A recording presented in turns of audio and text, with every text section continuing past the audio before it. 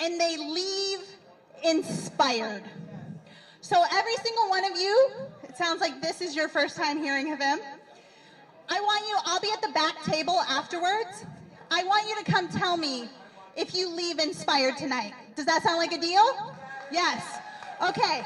So I've seen it happen all over the United States of America so far.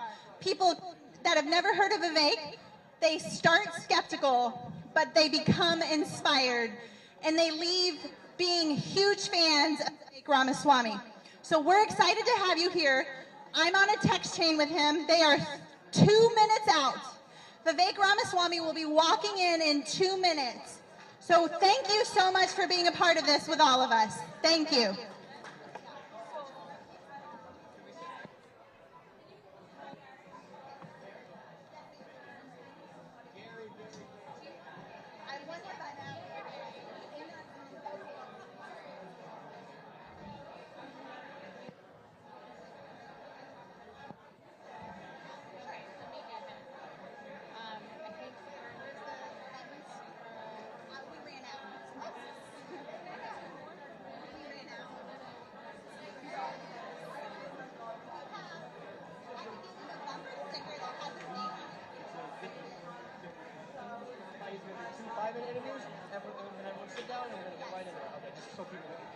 Okay, everyone, I have some clarification just to make sure we all know what's happening.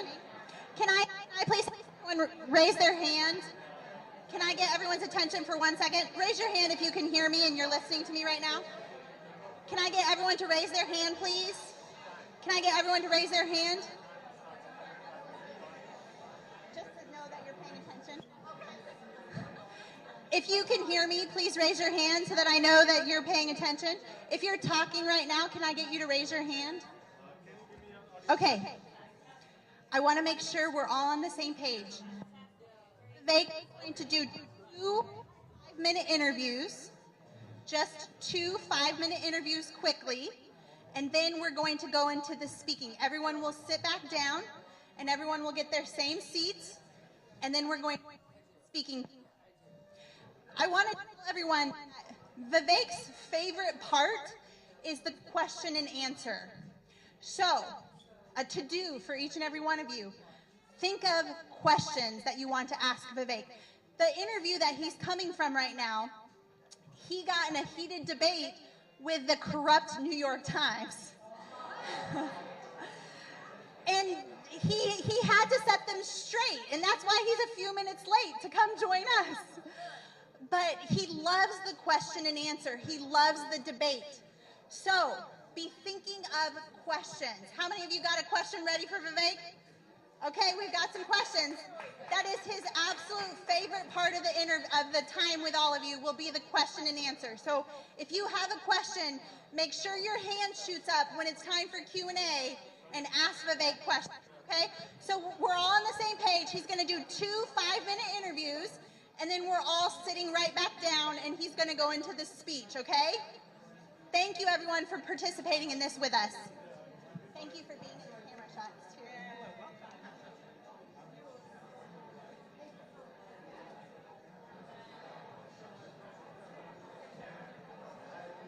Nice job. Thank you. What's your first name? Esther Joy. Mark. Nice to meet you. Good, good.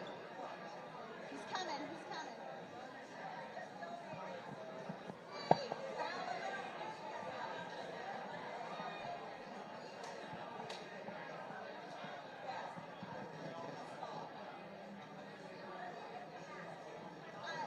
We had them for free tonight, but they ran out. But you can get them on the website, or you can pay what you want. If you talk to me afterwards, I'll help you get a house.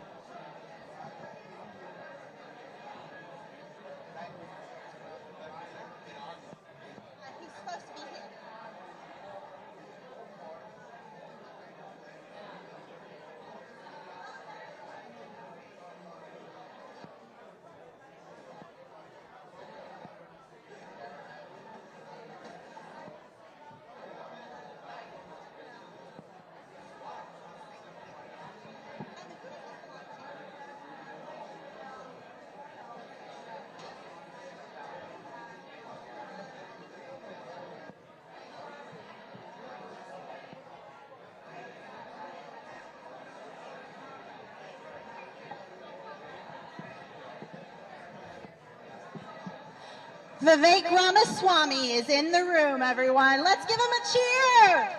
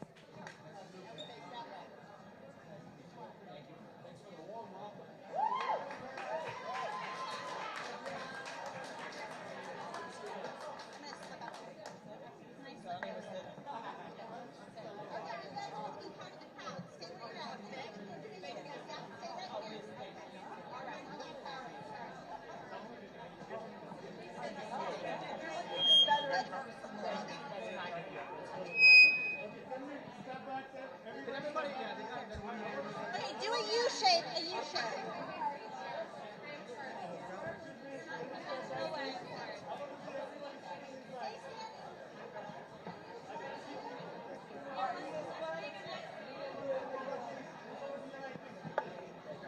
We want a U-shape in the background.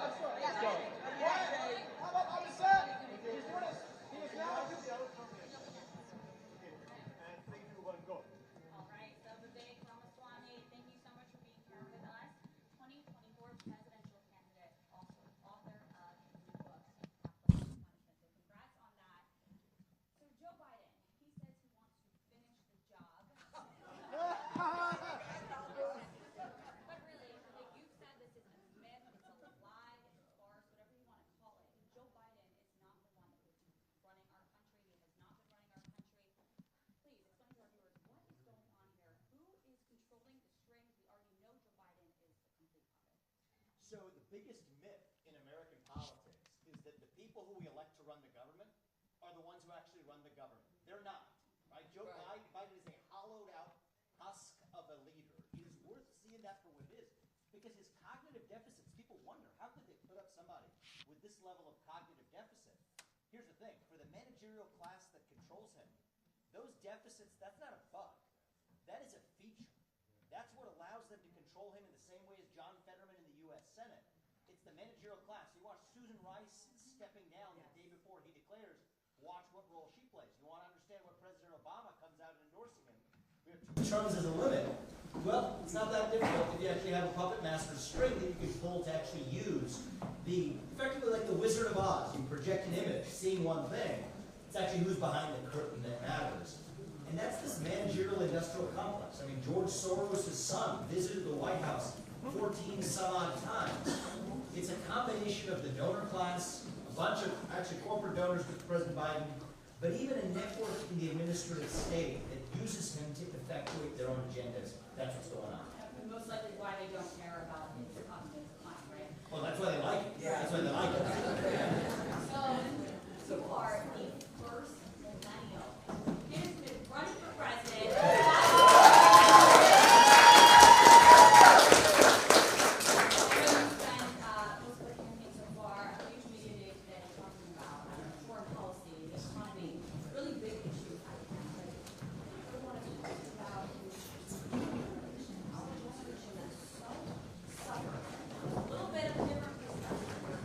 Really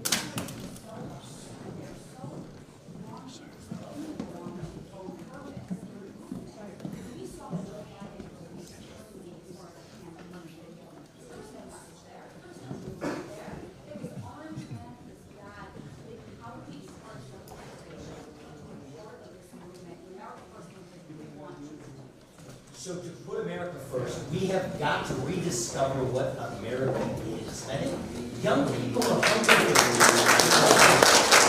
This is why I go to college campuses. Yes, do people disagree with me when I show up at New England College, where I was in New Hampshire last week? You bet. But I understand why a lot of other Republicans don't go there. They would get the questions that I got.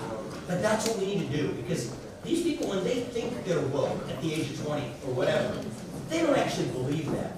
The problem is they don't know what they believe. And so we need to fill that vacuum, that void, with our own ideology, not race, gender, sexuality, and climate. That's what the other side says. We need to start talking about the individual, the family, the nation, God, the things that used to fill the void of human beings for their sense of purpose. That's what young people are crying out for help. It's like what we see with the transgender movement, right? When a kid says that my gender doesn't match my biological sex, what are they really saying? They're saying I'm confused, I'm going through a difficult time, I'm crying out for help, not for surgery or chemical castration.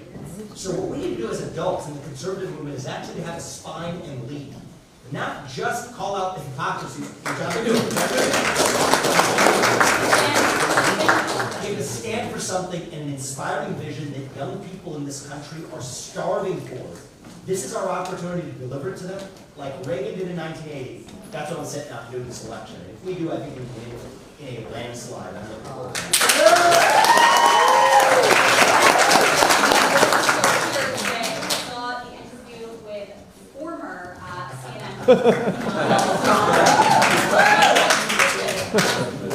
You're right now in this country, and I know that you've spoken about this, and you have just been such a breath of fresh air to so many of us, the younger generation especially. There's fear right now in this country, speaking out, having a healthy, open debate. It's almost not allowed anymore. How do we get rid of that? How do we actually encourage not only the younger generation, but just healthy debate in general? Well, we got to practice what we preach. We get into rooms like this, we got to start talking openly again. I think that's what we're missing in the country, where if you want to know how well we're doing as a country, I'll give you one metric for that, okay? It's the percentage of people who feel free to say what they actually think in public. That's actually what measures the health of any democratic society, especially this country. We're doing poorly, but we can do better. Look, fear has been infectious across the country. There's this culture of fear. Don Lemon was trying to impose on me, saying that effectively you're a racist if you're expressing a view about actual U.S. history, but saying it without black skin. And you know, there's no greater damnation in America than to be called a racist, but we can't buckle to that fear. I think fear has been infectious. Courage can be contagious too. It just requires more of us to be courageous, and that's what I'm trying to do.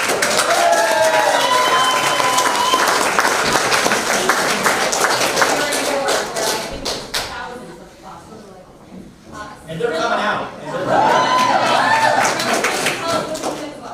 So you can Google capitalist punishment. You can get it on Amazon, anywhere you buy books. I knew that I was actually writing this book long before I even knew that I was running for president. Because it turns out you don't just vote in November. You vote every day with your dollars. And so a lot of these ESG promoting asset managers like BlackRock, they're using the money, probably of many people in this room, to vote for racial or climate agendas that most people in this room don't agree with and which don't advance their best financial interests. So I wanted to lift the curtain on that scam for people to know, here's what's actually happening with my money in ways that I didn't know about. Once you see it, you can't unsee it. I don't write these books to make money for myself, and so I'm taking my personal proceeds and I'm donating them to a nonprofit called Colorists United that's helping litigation against American Express for its racist, supposedly racial equity policies where they fired somebody on account of his race, a white employee for no fault of his own. This is the kind of thing we're going to need to do in business, through nonprofits and otherwise, and that's why I write the book, and that's why I support these causes.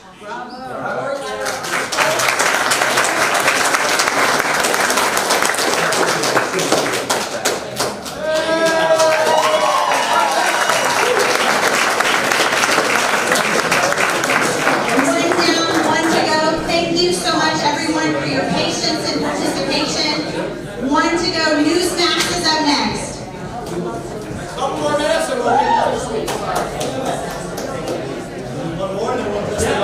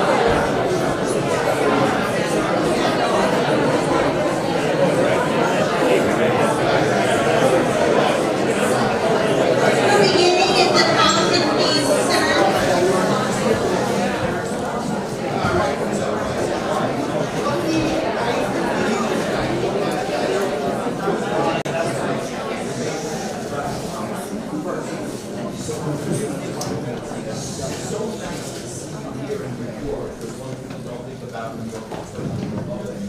But how great is it that the Metropolitan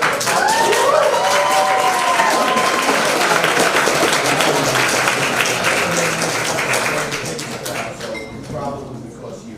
I want to ask you some serious things because you're in like a David versus Goliath fight right now. Many people would coin it as that. Donald Trump is leading the way as the front runner. He's got the movement and everything. I've heard a lot of the stuff we've talked about. You have some very unique skills that no one in the race has, especially in Canada. Thank you. So, biopharmaceutical, biotech, engineer, capitalist, Democrats were all for the vaccine. Many Republicans were for the vaccine. The late stages of the Trump administration actually pushed for the moonshot. So everyone has a little of the vaccine on this. Where do you stand as someone as an expert on vaccines going forward? Yeah, so I don't actually look at faulting Trump. My question is where we go from here building on that foundation. Let's learn from his mistakes so that we do better. Vaccine mandates, disastrous idea. Special liability protections for vaccine manufacturers. People may not know this, but actually there's a special form of immunity only for vaccine manufacturers. That was the product of lobbying. That's the kind of cronyism we got out of this. And so do I blame President Trump? Well, could he have made a different decision back then? Maybe. But I actually think what we got to do is we got to learn from that mistake.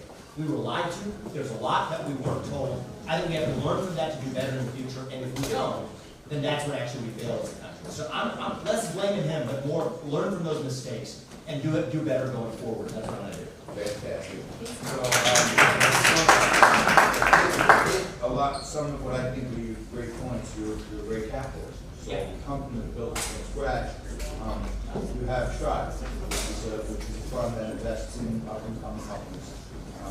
Many of the Democrats are all getting behind this ESG stuff. Yes. Where they invest people's retirement savings and they tell the managers to throw profits out the window and invest in the environment and social causes and stuff. As a capitalist, will you be someone that supports companies putting their policies before profits? Absolutely not. In fact, the big crusade I've been on over the last 3 years of my life is getting politics out of the corporate boardrooms. Because you know what, if you're a company, your job is to make products and services for people who need them, and yes, to make a profit doing it without apologizing for it. That is what it means to be a capitalist. That is what unites us. You know, if you're black or white, if you're Democrat or Republican, you can still come together in the baseball stadiums or the football stadiums or the biotech labs, for that matter, of this country and work together and create things together. That's what actually gives us the best chance of national unity in a divided body politic like ours. And so when capitalism itself becomes polluted, now you wonder why we have the division that we do. That's actually because politics invades all of these other aspects of our lives. And so I say it not just because I believe in the American dream and capitalism. That's half the story. But the other half of the story is I care about national unity too.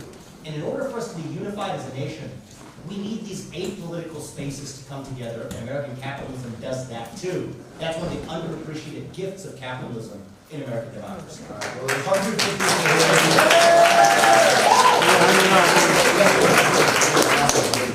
I spent a lot of time out covering candidates. I'm an independent myself.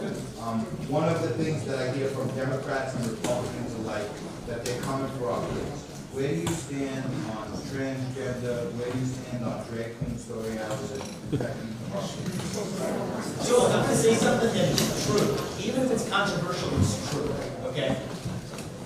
Transgenderism, when you think you're born into the wrong gender that doesn't match your biological sex, that's a mental health condition. And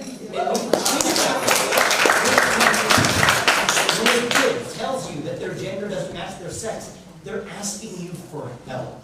So it's not that I want to exclude people who are going through those struggles, especially when they're kids. I want to help them.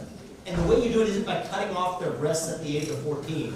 It's by actually figuring out what's going wrong in their lives and helping them. So you know what?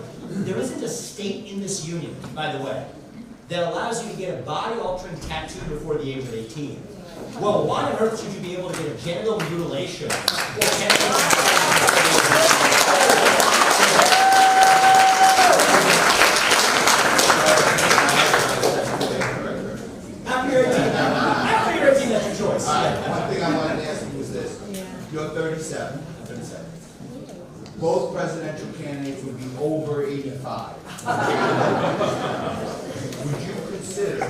finding a running mate who was 45 and under. And this way, the two of you would be younger. I'll tell you the truth. So I'm not one of these people that thinks that just because you're old, you're disqualified. What disqualifies Joe Biden is not that he's old. It's that he doesn't have the cognitive capacity to think, and he has the wrong cognitive.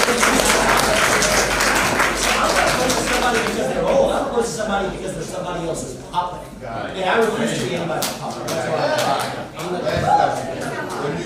Last question. The New York Times published your pieces from Harvard. Yeah, a long time ago. CNN probably thought you were a darling years ago and you were a great scientist and everything else. And now you're under attack from all these left-wing media outlets. It seems like you won the fight on air with Don Lemon. And the first channel your best Donald Trump and look into the camera. Don Lemon, you're fired.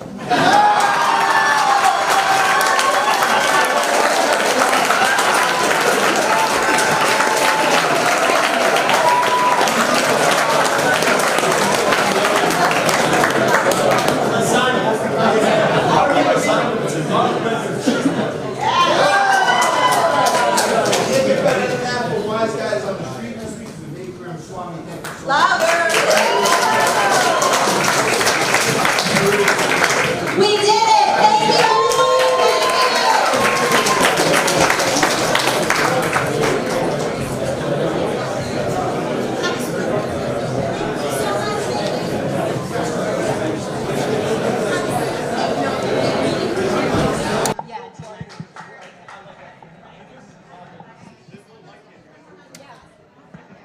Thank you, Thank you so much, everyone, for bearing with us. We want to give Vivek one more round of applause, and then we will begin our program.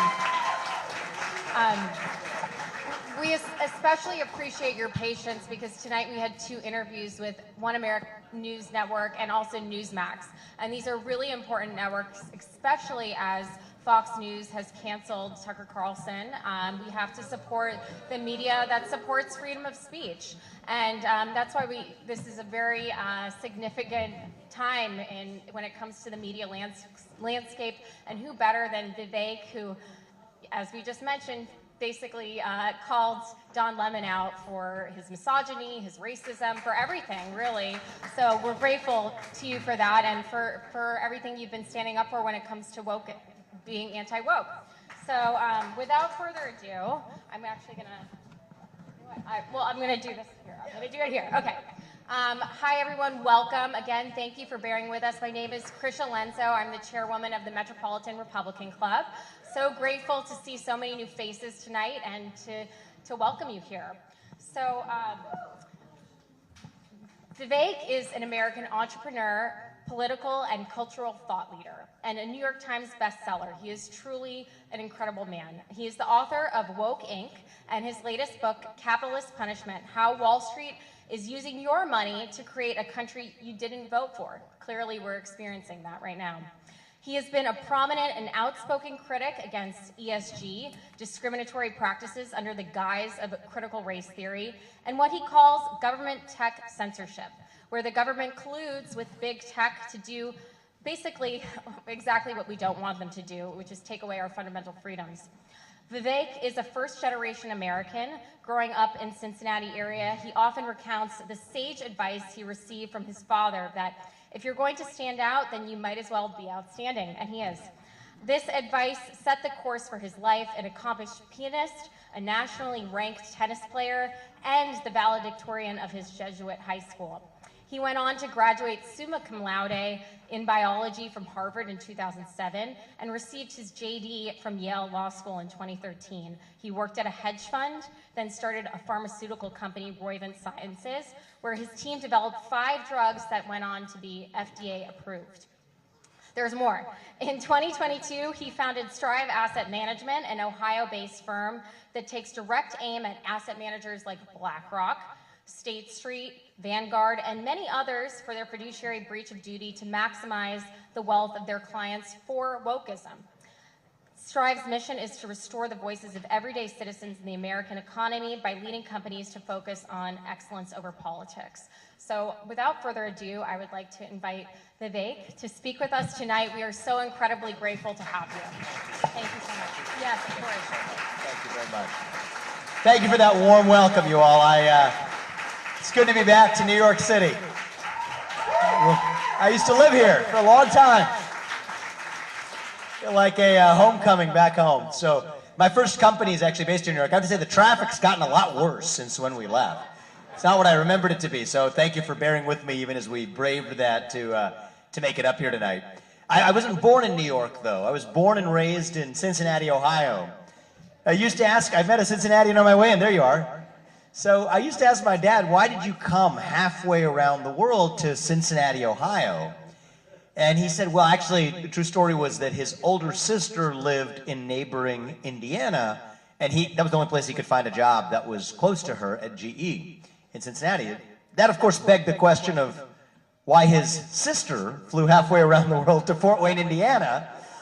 And the only answer we ever got was, it is the only U.S. state with the word India contained in the name of the state. So I grew up in the Midwest, but I came here to the East Coast for college and then built my first biotech company that's still here. So it is always good to come back. And I'll take you back to a moment in second grade that stuck with me.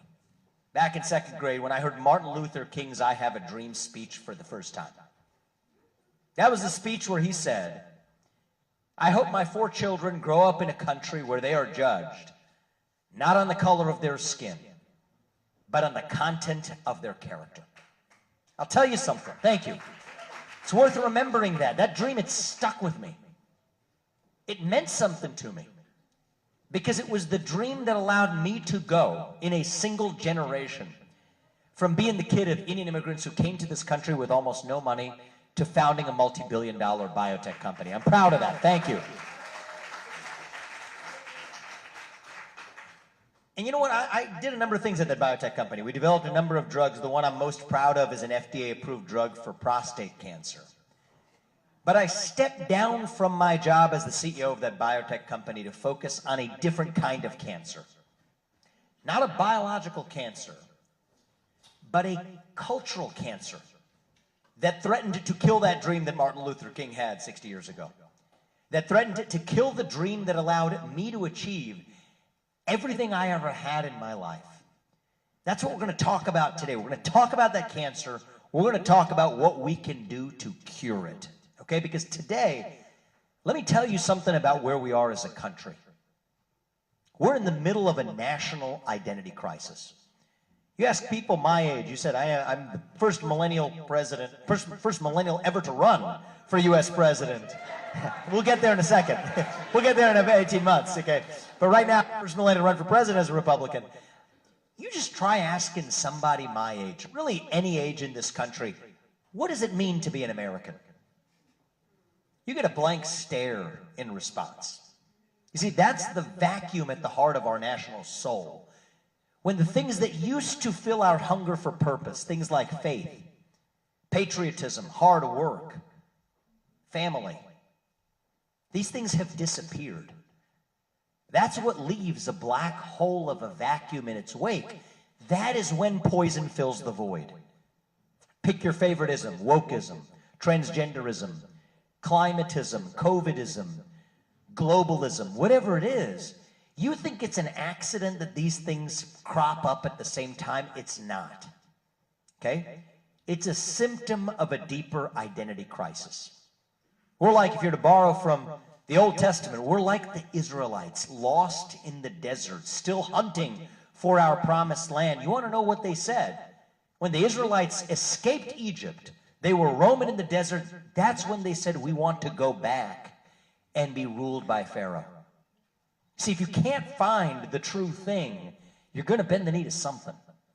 Okay, and that's what's going on in our country. We're like blind bats flying around, lost in a cave, trying to figure out where we are. How does a bat figure out where it is?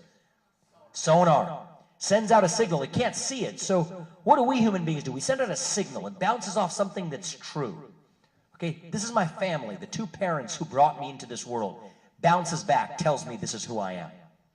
Send out a signal, bounces off my belief in this nation of which I am a citizen.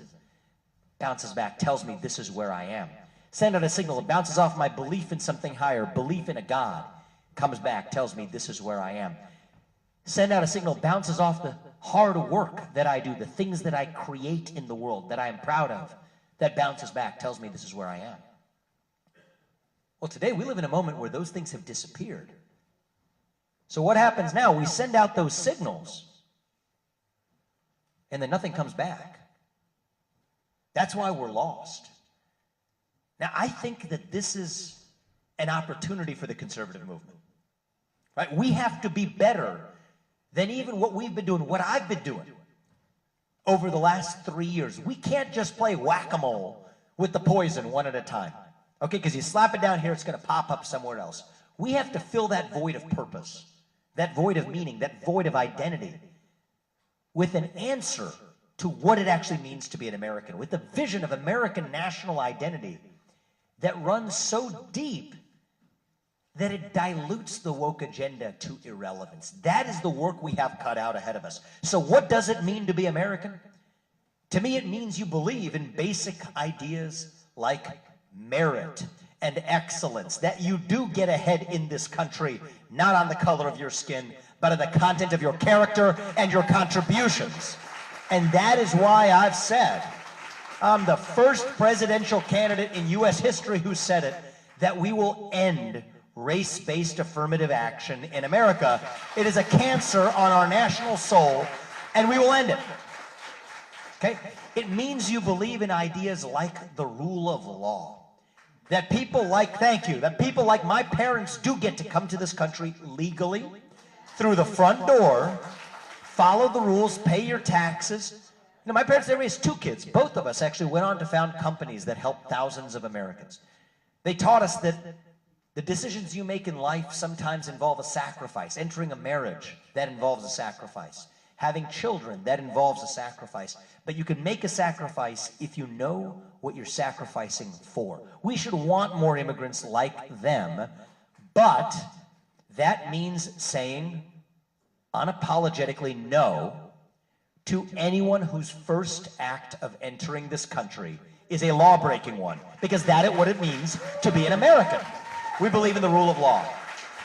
Okay? What does it mean to be American? It means we believe in ideas like free speech, that you're free to speak your mind, and you are, and you are, and you are too, as long as I get to in return. That's the bargain of the American way. It's the First Amendment for a reason. You think we would have closed those schools for as long as we did if you'd been allowed to say that we shouldn't close those schools? You think we would have waited 3 years to finally conclude that the pandemic actually started in a lab in Wuhan if you'd been allowed to say that the pandemic might have started in a lab in Wuhan? See, free speech is a requirement for truth. I get real with you here. Thank you. Free speech is a requirement for peace, because if you tell people they can't speak, that is when they scream. You tell people they can't scream, that is when they tear things down. That is what our founding fathers do. Free speech is a requirement for peace in a divided democracy, period. That is why we believe in the First Amendment. And now you have the government using tech companies to do through the back door what government could not get done through the front door. That's not big tech censorship. That is government tech censorship. And so if it's state action in disguise, then the Constitution still applies. That is why I say the First Amendment applies to these companies when they're doing the dirty work of the government. That's what we need to wake up to. That's what it means to be American. We believe in free speech. It means, I was saying in that interview, that the people who we elect to run the government ought to be the ones who actually run the government, not this managerial bureaucracy that runs the show today. And that's why I've said, as U.S. president, if I can't work for the federal government for more than 8 years and collect a paycheck at your expense, which I think is a good thing, then I don't think any of the people working for me in that bureaucracy should be working for the bureaucracy for more than 8 years either. Replace them with term limits for these civil service protections. Okay, these toxic government agencies, when they are so overwrought, you can't just reform them.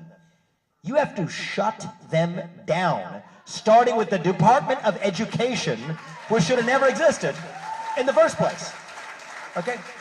That's what it means to be American. And if we do these things, and only if we revive that national identity, then we can stand up to the actual threats we face on the global stage. Top of the list for me, declaring independence from communist China. This is our moment to get that done. We can do it. We can do the easy stuff. The easy stuff is unshackling ourselves from this climate cult that's like a wet blanket on the US economy while leaving China untouched.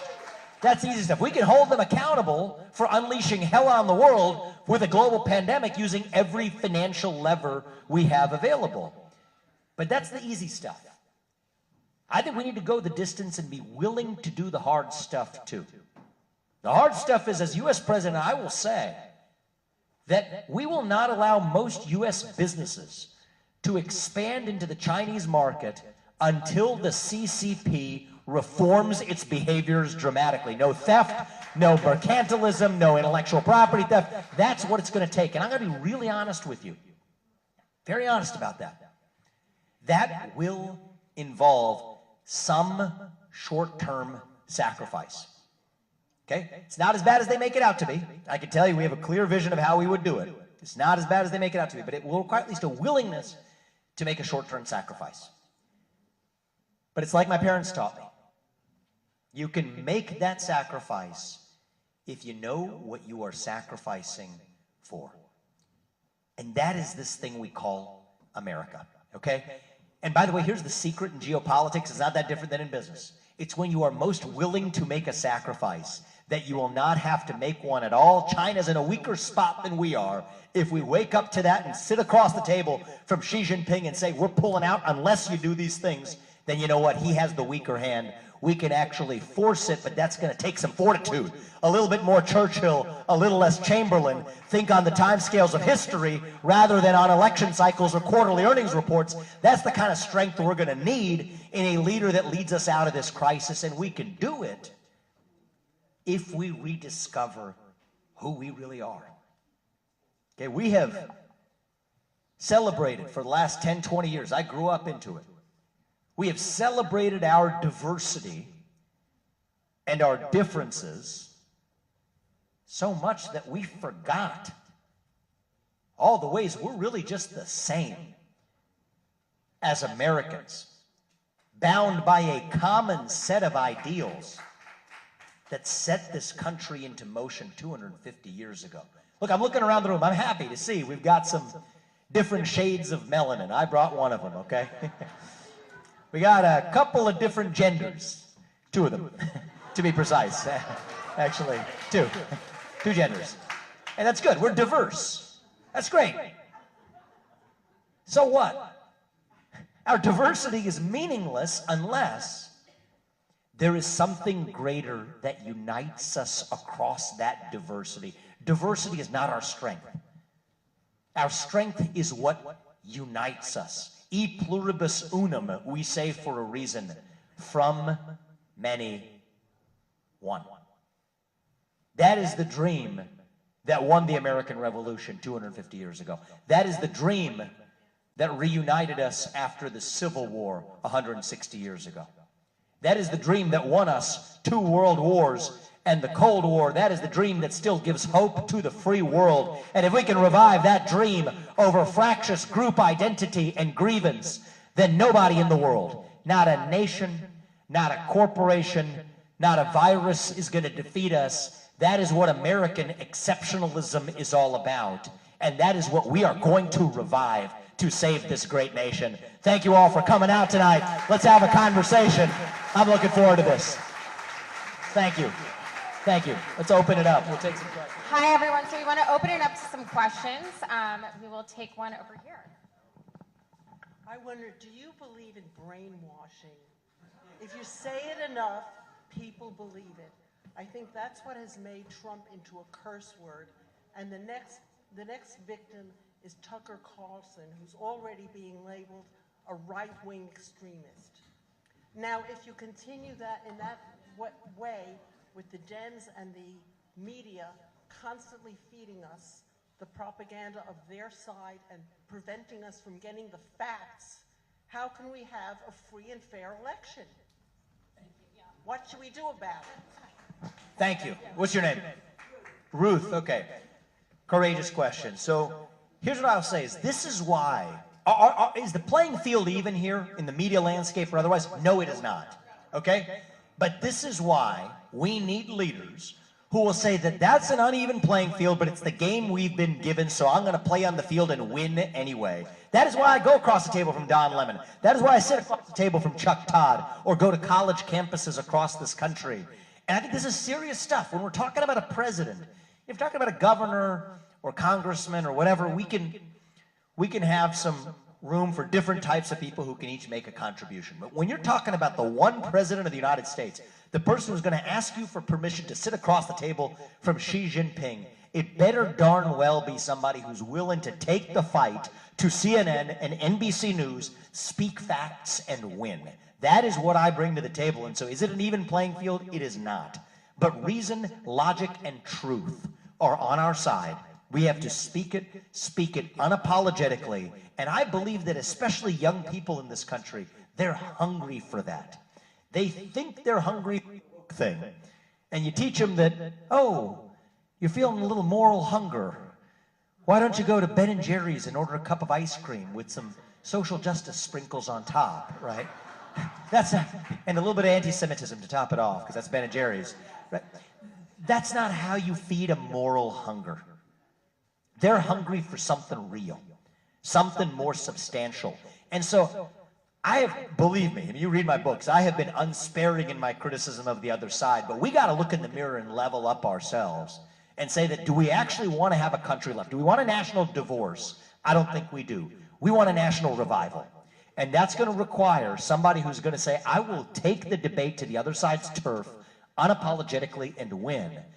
And I think that's different than other people even who are running in this race. That is part of what called me in to enter it. Free speech, open debate, logic, reason, and truth.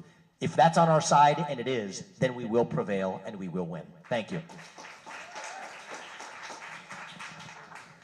There are countries that have really embraced family-first policies, economic policies, as in supporting our young people with reduced taxation, supporting families that have multiple children with reduced taxation, first family purchasing of real estate, etc. What are you going to do in tying the economic opportunities for your generation who are struggling with all of this into part of what America stands for and how we support our growth with the millennial generation and beyond? That's great. I think that like Hungary has such policies, for example. Viktor Orban, are you here? You're Hungarian? Oh, good. Okay, well, I was reading into your question. That sounded like Hungary to me, right? So that sounds good. That sounds good. So here's what I would say is, we're starting from a different point where, forget about the debate about pro-family policies. We have anti-family policies in this country, right? So we need to get that government out of the way. Let me teach you something about the 1960s, okay? Lyndon Johnson launched the great misnomer in political history when he called it the Great Society. It was the Awful Society, is actually what he unleashed, where they actually paid families, and he was supposedly in the name of helping back black families. A black family, by the way, 70% of black kids in the 1960s, over 70% were born into two-parent households. All right, today it's less than 30%. Why? Because you get what you pay for. So they paid them more to actually have a single-parent household. That mom could make more, saying, I'm married to Uncle Sam instead of married to you. Well, why the heck do I have you around? Well, I don't really blame them for making, we've induced people to make economic decisions. They make the decisions in part that they're incentivized to make. You get what you pay for. So I think the low-hanging fruit is get the government the heck out of the way with these anti-family policies and then we restore the best known governing institution to mankind. We conservatives, we do say, and I'm with you, I say that we don't trust the big government. When we say in God we trust, in the bottom of our coins, let me translate that for you. It means in government we distrust. That's what it means. But the best known governing institution to mankind is not just that we're against big government. We're in favor of that best known form of governance, the two-parent, stable family household. It was true in ancient Greece as it is today. That's what we need to revive. Thank you. Take a few more questions. This is where, oh gosh, there's so many. But how do we overcome the whole college campus situation? The election in Wisconsin was frightening for that federal judgeship. Biden's going to be giving TikTokers offices in the White House. How do we overcome all that? And also abortion. Sorry.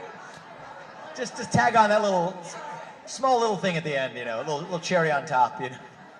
So, two-part question. So I'm going to go fast because I want to at least accommodate at least a few. We have time for at least a few more questions, right? So look, on college campuses. Well, let me just address the last part because you kind of drew me into that with the cherry on top. Let me address that. So look, I don't think abortion has to be the divisive issue that we make it out to be. I'll tell you where I stand, and not everybody in this room has to agree. And we've just got to learn that we can disagree on some deep-seated things and still be a country at the end of it. So I'm pro-life. I'm unapologetically pro-life. That's where I am. I picked it up in high school. I went to Catholic high school. I was persuaded of that, okay? I'm also an unapologetic defender of the Constitution. The Constitution says that there's certain things the federal government's responsible for, and abortion wasn't one of them. And so Roe versus Wade was wrongly decided. I've said that for a long time. Roe has now been overturned.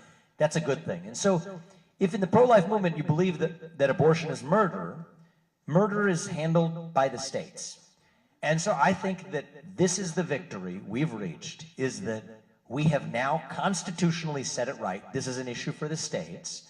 And by the way, even though I'm deeply pro-life at the state level, I think we can talk about this in a way that still brings people together. Here's what I say is, how about a culture where we talk more about adoption, more about even child care, pro-family policies, bringing maybe Social Security back up earlier where women might need it earlier in their life. And then here's one that I talk about sometimes is greater sexual responsibility for men. In an era of paternity tests, we can say that you really were the father, and so you should have more responsibility as a consequence. So thank you. And so to me, it's like we haven't walked the walk in the pro-life movement yet. We just say the words and then we make it divisive, and then the other side will say it's about women's rights versus men's rights. The way I look at it is we're all in this together, okay? So let's say there's a pregnant woman walking down the street. This is a real case. Assaulted by a criminal on the street. The unborn child died as a consequence. I don't know anybody who says that person should walk free and isn't liable for that death. Everyone shares that instinct in common. And so what I say is this doesn't have to be nearly as divisive as it's been made out to be. It's now an issue for the states. I'm running for U.S. president, not for governor. But if I'm running for governor, I would tell you that I'm pro-life, but I would also tell you that we have to all be in this together. And I think that takes this from being a toxic, divisive issue back to something that allows us to peaceably coexist even if we disagree. That's where I'm at on it. Thank you for that question. I would take another one, but we have so many others. Let me just go. One in the back. That's okay. Hi, I'm Tony. I'm a new immigrant to the United States. I'm also an entrepreneur, so I admire you a lot. My question is more about the border. I'm a lawful immigrant, a new citizen. What are your plans about the border in Texas and in Mexico? What do you plan to do about that when you become president? So I have a very clear idea on this, and it's a radical idea, according to the defense establishment. But every American I talk to across the country thinks it's completely intuitive. Okay. If we can use our military to secure somebody else's border halfway around the world, we will use the military to secure our own border. Period. That is how you solve the problem. You actually mean it, right? It's not just build the wall, use the military to secure it. I'll also tell you this, the fentanyl crisis that is responsible for 200 deaths per day in this country. 50 times the number of people who died on 9/11 dying each year due to Chinese manufactured fentanyl using Mexican drug cartels to cross the southern border. I refuse to be a passive bystander just watching that happen in the White House. Okay, I refuse to be that passive bystander. If necessary, we will use our military to annihilate the Mexican drug cartels. That is how you solve that problem. And I think Mexico will come along for the ride and finally find some religion and say we're going to be a sovereign nation again instead of a failed narco state. We're going to take a couple more questions. Before we do, I just wanted to ask everybody here for help with something, okay? One of the keys for our party is you get to decide who exactly you're going to vote for in our primary system next year, and that's good. But this is the year to define what do we stand for and why do we stand for it. Don't fall into the trap of yet obsessing over the question of the who. Answer what do we stand for, why do we stand for it. Answer the question of who next year. I personally think the person who leads the way in defining that agenda this year should be that person next year. But the thing that matters this year is the debates, okay? I want to be at the center of that debate stage, driving this conversation, bringing up ideas like that, which fall away from the GOP orthodoxy, okay, or historical Washington, D.C. consensus. If you came here tonight, okay, I'm going to ask you to do one thing, okay? This isn't about money, believe me. I put an 8-figure sum of our own family's money into this campaign. We've already gotten 20,000 small dollar donors. If everyone here gives tonight $1, that is what we want because that's the count they use to actually determine placement on the debate stage. So if you go to Vivek24.com, all right? That's the only ask I'll make of you. VIVEK2024.com. And donate, I'll even say this, don't donate a big amount. Donate $1, and that is what I'll ask you guys to do. And if you get 5 more people to do it, I will not let you down on that debate stage. We will take the gloves off. Thank you all for that. Let's take a few more questions. Yep, we got a couple more questions, yep.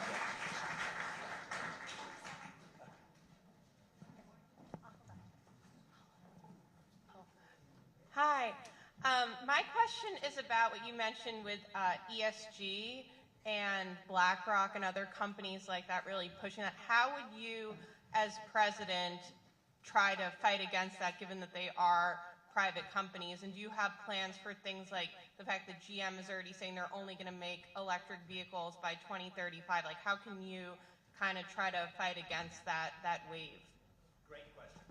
So I'll say 2 things to you, okay? One is that not all solutions should come from the government.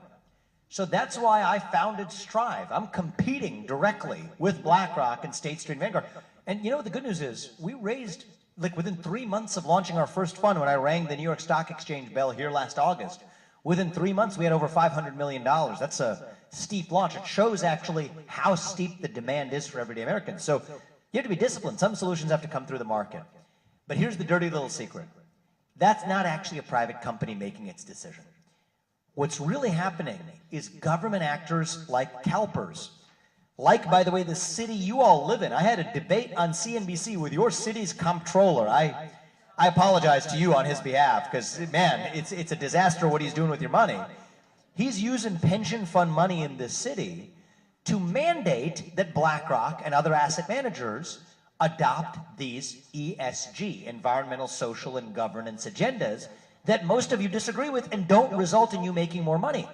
More bad news for you guys in New York City. He divested from fossil fuels right before last year, where New York's pension funds would have actually made more money had they actually been invested in fossil fuels. So he's literally losing money for people in this room, people across the city. And the same thing's true in California. But they're the ones saying that BlackRock, you don't get to manage our money unless you adopt those agendas. That's not the invisible hand of the market.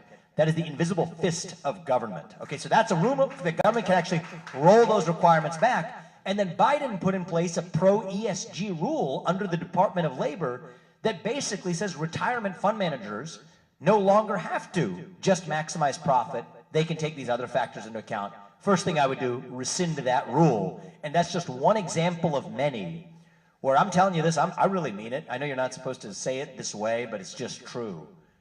We're gonna abandon this climate cult in America. Okay, we're done with it. We're just done with it. And that's how we unlock economic growth in this country. We have time for what do you say? One last question, okay, and then I'll stay a little bit. We'll take some pictures and answer some more questions too. Thank you.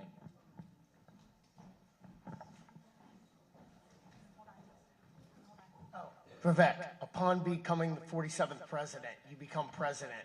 What's the tone you would set, basically given to Washington, that returning to the Coolidge-Reagan model of self-reliance and not reliance on government? Because you have a younger generation that votes for school loan forgiveness. How do you change that tone in Washington upon becoming president? What would you do? What would be your core tone agenda again? So it's great. I think that leading any organization, even a company or anything else, it starts with the culture of that organization. When the culture has become so rotten, when that rot runs so deep, I don't believe you can actually reform it. I think the correct answer is you shut it down. So I believe that the fourth branch of government, the administrative state, is unconstitutional. I believe it should not exist. I believe we have three branches of government with a system of checks and balances, and most of the government's work is done by this illegal fourth branch of government. So the top of my domestic agenda is literally not reforming, because that's a promise I can't keep. I can't tame the beast, but we can kill the beast. And I think that we are going to literally, step by step, gut the administrative state as it exists. One of the things we're going to do is we're going to take piecemeal. There's certain agencies we can shut down. Certain agencies that we can shut down and then rebuild in a really small, lean, skeletal way.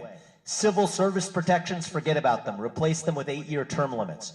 Move most of those employees out of Washington, D.C., require them to relocate across the country. Here's the beauty of that. It's a twofer. One is they're more accountable to the people they're serving. The second is half of them won't want to move, and you avoid the severance costs that way. So, save you guys some money as taxpayers. But that's got to be the goal. The North Star can't be reform.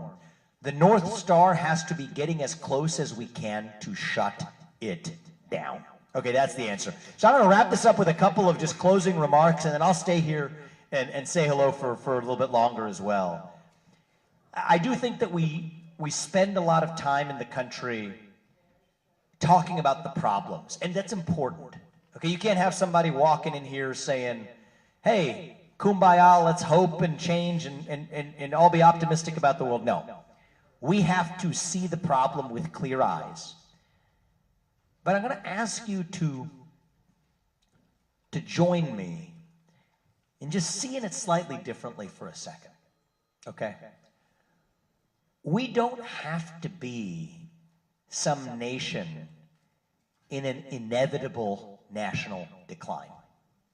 Right? We don't have to be Rome. We don't have to be Carthage. Rome lasted thousands of years, My last book, I asked, are we Carthage? We don't have to be. We might just be a little young, going through our own version of adolescence, right? Figuring out who we're really going to be. When you view it that way, it takes some of the tense pressure off and recognizes what's probably true.